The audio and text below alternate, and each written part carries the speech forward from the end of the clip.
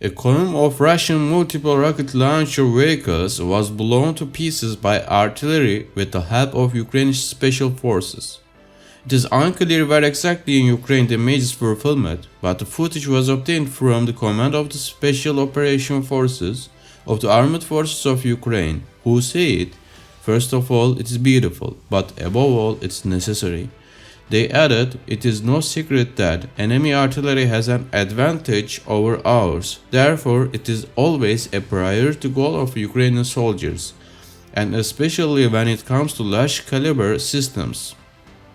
They also said SSO scouts of Ukrainian Donetsk region found a column of the enemy, numbering 6 MLRS Uragan, transport and loading vehicles, fuel trucks, fire control vehicles, armored personnel carriers, and infantry fighting vehicles.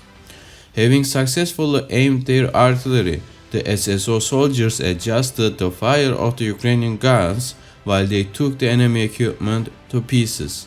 The BM-27 Uragan is a multiple rocket launcher vehicle that was originally designed by the Soviet Union.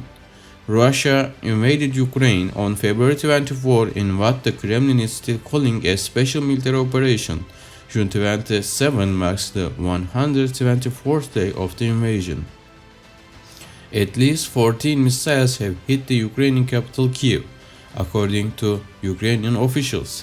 The strikes comes as the G7 leaders meet in Bavaria in Germany for a 3-day summit.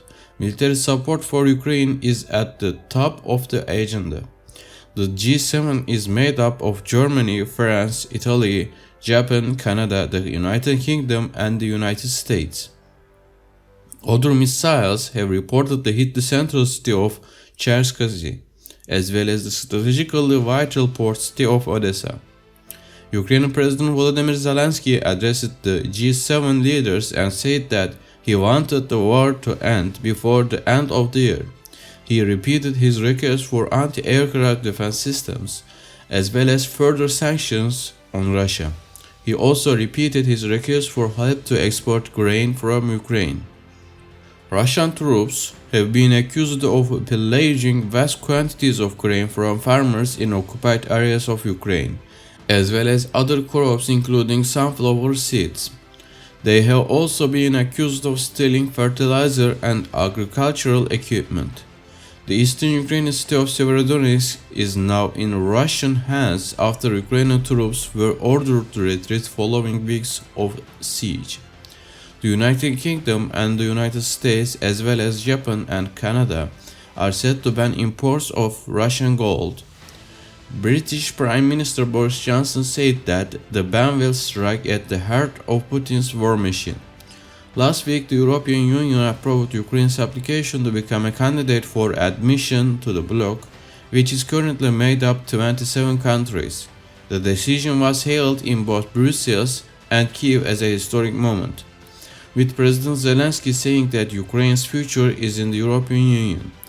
Russian Foreign Ministry Press Secretary Maria Zakharova said that Moscow's response to Lithuania banning the transit of goods sanctioned by European Union to Kaliningrad will not only be diplomatic but also practical.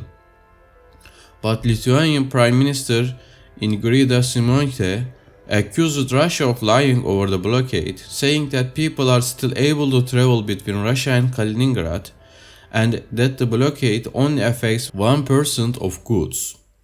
Russia conducted an anti-ship missile exercise in the Baltic Sea last week amid escalating tensions with NATO member Lithuania after the latter country blocked the transit of some goods to the Russian exclave of Kaliningrad.